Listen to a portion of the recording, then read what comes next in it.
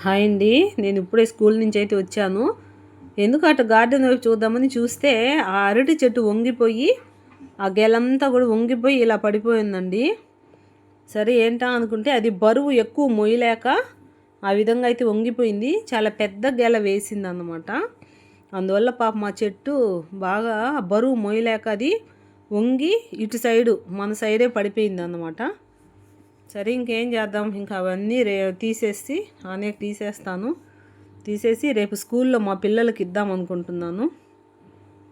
చూసారా ఎలా అయిపోయిందో. పోయిన సంవత్సరం కూడా మా పిల్లలందరికి ఇచ్చానండి, స్కూల్లో పిల్లలకు.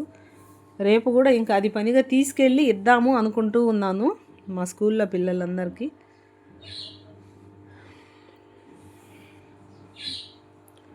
చూసారా ఇవన్నీ కూడా ఒక దాంట్లో అయితే వేసేస్తూ ఉన్నానండి. ఇంకా కొన్ని రోజులు ఉంటే ఇంకా లావుగా వచ్చుండేవి. కొంచెం అవి సన్నగానే, అది బరువు మోయలేక ఇంకా సన్నగానే ఉన్నాయి. ఇంక మనం ఏం చేయలేము కదా. సరే ఇంక మా వారు వచ్చిన తర్వాత ఆ గెలను కోసి ఇచ్చేసి ఇంకా అవన్నీ రేపు స్కూల్కి తీసుకెళ్ళాలి.